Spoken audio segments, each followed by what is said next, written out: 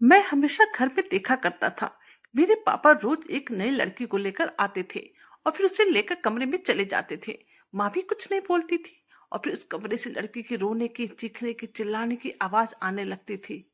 मैंने माँ से इस बारे में बात की तो माँ ने मुझे ही डांट कर चुप करा दिया। मुझे समझ में नहीं आ रहा था कि आखिर कमरे में उस लड़की के साथ क्या होता है और वह लड़की इतनी जोर जोर से क्यों चीखती चिल्लाती है। फिर एक दिन मैंने ऐसा कुछ किया कि मेरे माँ पापा का वह रूप मेरे सामने आया जिसके बारे में मैंने कभी सपने में भी नहीं सोचा था। मुझे उनसे नफरत होने लगी। और फिर मेरा नाम रोहन है, मेरी उम्र 18 साल है। संडे का दिन था और मैं आराम से बैठकर टीवी देख रहा था। मम्मी किचन में खाना बना रही थी कि तभी हमारे घर का दरवाजा खुलता है और पापा एक लड़की को लेकर घर के अंदर आते हैं। उस लड़की की उम्र 18 साल के आसपास होगी। घर में आते ही पापा जोर जोर से माँ को आवाज देने लगते हैं, अरे कहाँ हो, जल्दी आओ। पापा की आवाज सुनकर माँ किचन से दौड़ते हुए आई। फिर पापा ने आंखों ही आंखों में माँ को इशारा किया। मैं उस लड़की को बड़ी ही गौर से देख रहा था। उस लड़की की नजर भी मेरी ही तरफ थी। वो लड़की देखने में काफी खूबसूरत थी। मैं तो बस लड़की को ही देखे जा रहा था और वो लड़की भी भूत बने हुए चुपचाप से मेरी तरफ ही देखे जा रही थी। फिर माँ जल्दी जल्दी उस लड़की को लेकर अपने कमरे के अंदर चली गई। मैं बस देखता ही रह गया और अब पापा की नजर मुझ पर ही थी। मैंने पापा की तरफ देखा।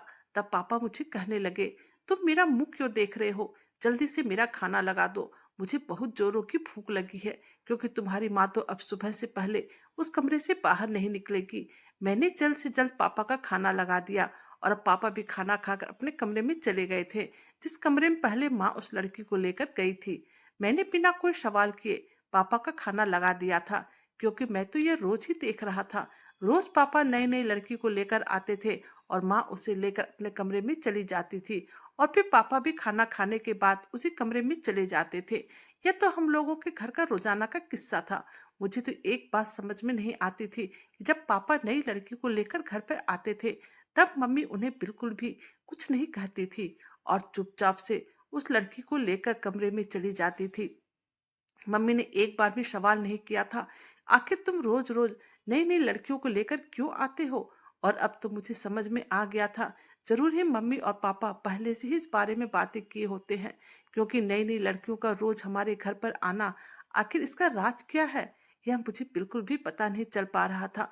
मैंने कई बार माँ से पूछा भी था कि माँ, पापा इतनी सुंदर सुंदर लड़कियां कहाँ से लाते हैं और फिर आप लोग कमरे में ले जाकर उस लड़की के साथ क्या करते हैं। माँ मेरी बात सुनकर गुस्से से घूरते हुए कहने लगी, तुम अपने काम से काम रखो, तुम्हें बड़ा बनने की जरूरत नहीं है और फिर आइंदा तुम कभी भी मुझसे इस बारे में बात नहीं करोगे।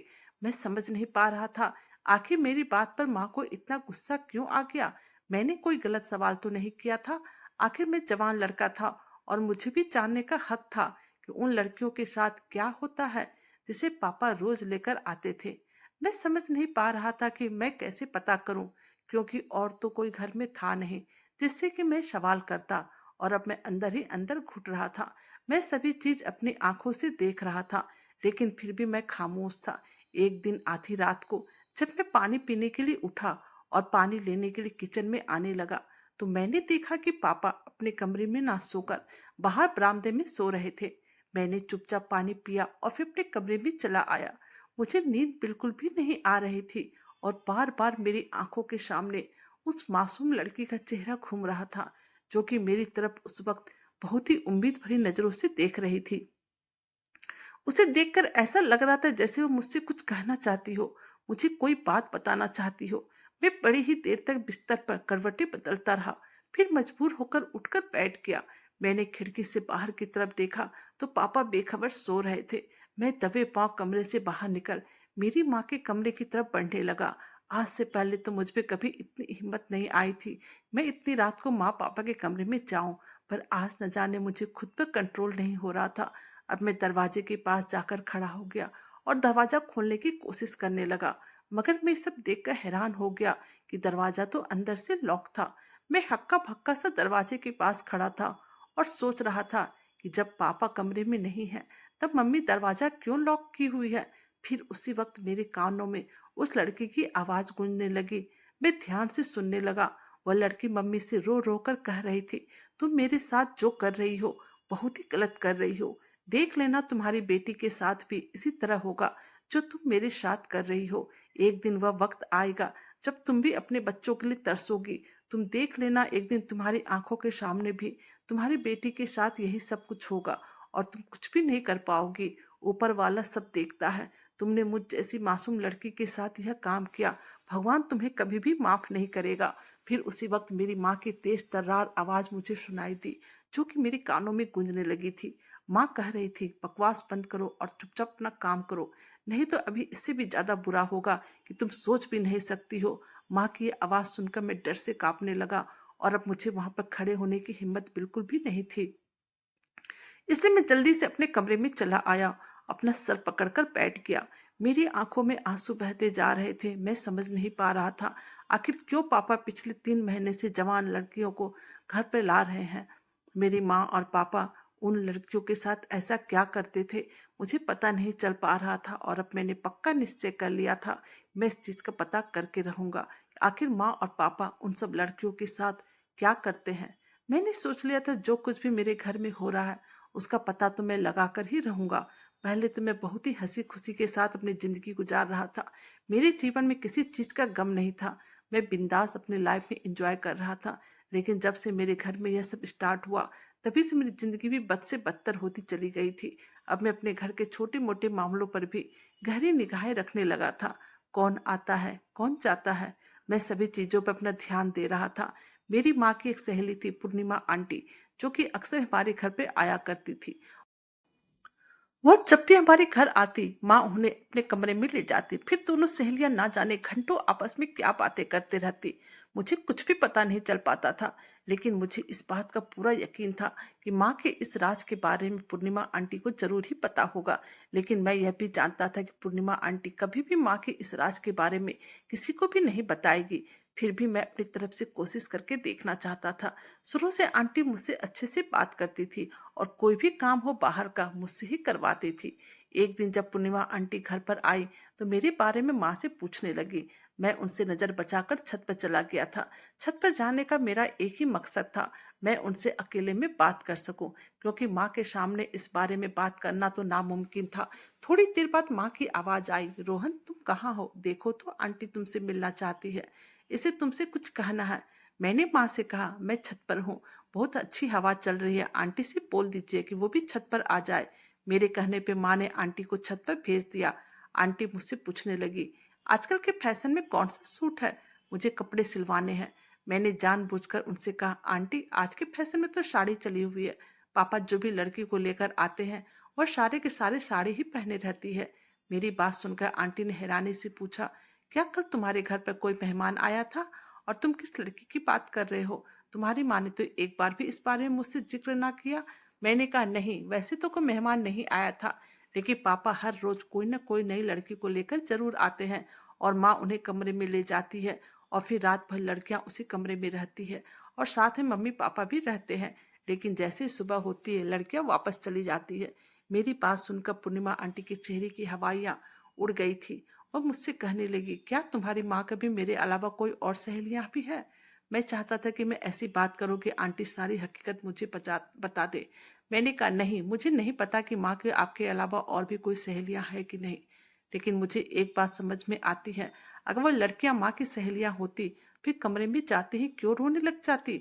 अब पूर्णिमा आंटी अपने कपड़े के बारे में पूछना भूल चुकी थी। फिर वह मुझे कहने लगी, मुझे तो तुम्हारी बातें समझ में नहीं आ रही है। मेरा तो वर्षों से तुम्हारे घर में आना जाना है, फिर भी मुझे इन सब के बारे में पता नहीं है। अब आंटी मुझे बहुत ही ज्यादा परेशान दिख रही थी और उनकी बातों से मुझे यह लगने लगा था कि शायद आंटी को भी इस बारे में कुछ भी पता नहीं है। मैंने कहा, आंटी अगर माँ ने आपको इस बारे में नहीं बताया तो जाहिर सी बात है कि यह बहुत ही अंदर की बात होगी, और अगर आप माँ से इन सब के बारे में पूछोगी तो उनका शक मुझ पर भी जाएगा, इसलिए आप उनसे कुछ भी मत पूछिए। आंटी ने हाँ में अपना सर हिला दिया और मेरा हाथ पकड़ते हुए बोली, तुम्हें कुछ अंदाजा है कि तुम्हारी माँ के कमरे में क्या होता है? मैंने कहा, नहीं आंटी, पर सच कहूं तो यह बात मैंने आपको इसलिए बताई थी कि शायद आपको इस बारे में कुछ पता हो। अब तो आप ही मुझे बताएं कि मैं उन लड़कियों की मदद कैसे करूं। पूर्णिमा आंटी मुझे तसल्ली देते हुए कहने लगी, फिक्र ना करो, हम दोनों मिलकर इन मामलों का कोई ना कोई हल निकाल ही लेंगे। पूर्णिमा आंटी से यह बात शेयर करके मुझे बहुत ही तसल्ली मिली, लेकिन अभी भी माँ और पापा का वही रूटीन जारी था। पापा हर रोज नई नई लड़कियों को लेकर आते और माँ लड़कियों को अपने साथ अपने कमरे में लेकर चली जाती थी और मैं सब सिर्फ देखे जा रहा था, कुछ भी नहीं कर पा रहा था। उन मासूम लड़कियों को देखकर मुझे अंदर ही अंदर बहुत ही गिल्ट महसूस होती थी कि मेरे मम्मी पापा ना जाने इन लड़कियों के साथ रात भर कमरे में क्या करते हैं। अब आंटी पूरी एक हफ्ते के बाद हमारे घर आई थी। तब मैं अपने कमरे में बैठा हुआ पढ़ाई कर रहा था। फिर मैं पढ़ाई छोड़कर खिड़की के पास आकर खड़ा हो गया। आंटी ने माँ से पूछा, कल रात भर भाई साहब के साथ तुम्हारे घर पर कौन लड़की आई थी? उस वक्त माँ पानी पी रही थी और जैसे उन्होंने पूर्णिमा आंटी के मुंह से यह बात सुनी, पानी उनके गले में ही अटक कर वह खांसने लगी। जब उनकी खांसी कम हुई तो फिर आंटी ने अपना सवाल फिर से दोहराया। उन्होंने कहा, बताओ कल तुम्हारे घर पर कौन आया था? माँ कहने लगी, पूर्णिमा तुम कैसी बातें कर रही हो, हमारे घर पर भला कौन आएगा? फिर आंटी कहने लगी, तुम भी कमाल करती हो, कल मैंने अपनी आंखों से देखा था भाई साहब के साथ रात के 8 बजे के लगभग कोई लड़की तुम्हारे घर पर आई थी। यह सुनकर माँ बोली, अरे वह लड़की तो हमारी रिश्तेदार थी, वह तो बस थोड़ी देर के लिए आई थी फिर चली गई। माँ ने झूठ बोलकर बात को संभाला था। फिर आंटी बोली, अच्छा रोहन कहाँ है? मुझे उससे अपने ड्रेस के बारे में बात करनी है। उसने कहा कि इंटरनेट पर सर्च करके बताऊंगा, पर अभी तक उसने मुझे कुछ नहीं बताया है। फिर माँ ने आंटी को मेरे कमरे की तरफ इशारा कर दिया। अब आंटी मेरे कमरे में आई और कहने लगी, रोहन तुम्हारी माँ इतनी आसानी से अपना राज हमें नहीं बताएगी, इसके खातिर हमें कुछ करना होगा। मैं एक मोबाइल छुपा कर लाई हूँ तुम्हारे लिए। अगर मैं तुमसे ज़्यादा बात करूँगी तो तुम्हारी माँ को शक हो जाएगा, इसीलिए मैं मोबाइल पर तुम्हारे साथ बात करूँगी। मैंने जल्दी से मोबाइल लेकर अपनी किताब में छुपा लिया। रात में फिर से एक लड़की हमारे घर पर लाई गई थी। माँ और पापा उस लड़की को लेकर अपने कमरे में चले गए और फिर थोड़ी ही देर बाद पापा बाहर आकर बरामदे में खर्राटा मारकर सोने लगे। मैंने आंटी को फ़ोन किया। उन्होंने कहा, क्या तुम्हारे हाथ कोई सुराग लग गया है? मैंने कहा, आंटी आज फिर एक लड़की घर आई है। माँ पापा उस लड़की को अपने कमरे में लेकर गए थे और अब पापा बाहर आकर खर्राटा ले रहे हैं। आंटी ने कहा, रोहन क्या तुम इस वक्त घर से निकल सकते हो, लेकिन बचकर निकलना ताकि किसी को पता ना चले। फिर हम दोनों मिलकर बैठकर कुछ करते हैं। मैंने कहा, ठीक है मैं आता हूँ। मेरे आने की खबर सुनकर पूर्णिमा आंटी खुश हो गई। उन्होंने कहा, तुम अपने गेट से निकलो, मैं वहीं आती हूँ। मैंने दबे कदमों से जाकर घर का दरवाजा खोला और फिर गेट से बाहर आ गया। सामने ही आंटी खड़ी थी, वह मेरा हाथ पकड़कर अपने साथ ले जाने लगी। उन्होंने कहा, चलो पहले मेरे घर चलते हैं, वहीं पर कुछ सोचेंगे। उनके कहे मुताबिक मैं उनके घर जाने लगा। मैंने पूर्णिमा आंटी का घर पहले कभी नहीं देखा था। उनके घर में कदम रखते ही मैं दंग रह गया। उनका घर तो बहुत ही खूबसूरत था। उनके घर में दुनिया की सारी चीज़ें मौजूद थी। मुझे ये सब देखकर बहुत ही हैरत हुई, क्योंकि पूर्णिमा आंटी एक विधवा औरत थी और उनके पास इतने पैसे कहाँ से आए कि उन्होंने इतना सुंदर कोठी नुमा घर बनाया। फिर वो मेरा हाथ पकड़कर अपने कमरे में ले गई। मैंने कहा, आंटी आखिर हमें किस तरह का पता चलेगा कि मेरे मम्मी पापा उन लड़कियों के साथ क्या करते हैं? आंटी बोली, इस बारे में बाद में बात करेंगे, अभी पूरी रात बाकी है। यही कहते हुए आंटी ने अपने अलमीरा से मुझे एक लड़की का ड्रेस निकाल कर दिया और कहने लगी, रोहन मैं चाहती हूँ कि तुम यह ड्रेस पहन लो। मैंने हैरानी से उन्हें देखा और कहने लगा, यह क्या है आंटी? हम अपना काम करने के लिए आए हैं और आप मुझे लड़की का ड्रेस पहना रही हैं? आंटी ने गुस्से से कहा, बस जैसा मैं कहती जा रही हूँ वैसे करते जाओ। मैं मना करने लगा तब आंटी कहने लगी, प्लीज़ ये ड्रेस पहन लो, हमें तुम्हारे मम्मी पापा के उस राज के बारे में पता लगाना है और उस राज के बारे में पता लगाने में यह ड्रेस बहुत ही काम आएगी। मुझे आंटी की बातें कुछ समझ में नहीं आ रही थी, लेकिन उनके काफ़ी कहने के बाद उस राज के लिए मैंने वह ड्रेस पहन लिया। ड्रेस पहनने के बाद आंटी मेरा मेकअप करने लगी। मैंने शीशे में अपने आप को देखा तो मैं बिल्कुल लड़कियों की तरह लग रहा था। आंटी मुझे तैयार करके एक दूसरे कमरे में ले गई, पर वहां पर जाते ही मैं हक्का बक्का रह गया, क्योंकि उस कमरे में बहुत सारे मर्द बैठे हुए थे। आंटी ने कहा, रोहन अब तुम नाचना शुरू करो। आंटी की बात सुनकर मैंने आश्चर्य होकर उन्हें कहा, आंटी यह आप मेरे साथ क्या कर रही हैं और आप मुझे इन मर्दों के सामने नाचने के लिए क्यों कह रही हैं? आंटी ने गुस्से से घूरते हुए मुझे कहा, अगर तुम मेरी बात नहीं मानोगी तो मैं तुम्हें इन मर्दों के हवाले कर दूंगी। उनकी बातों से मैं डर गया और ना चाहते हुए मैं नाचने लगा और सारी रात में नाचता रहा। सुबह होते ही सारे लोग वहां से चले गए उसके बाद आंटी ने बहुत सारे पैसे मेरे सामने रख दिए। उन्होंने कहा, रोहन, ये तुम्हारी आज रात की कमाई है। मैंने रोते हुए कहा, पर आंटी आपने मेरे साथ ऐसा क्यों किया? आंटी की भी आंखें नम थी। वह रोते हुए मुझे कहने लगी, आज से लगभग 15 साल पहले की बात है।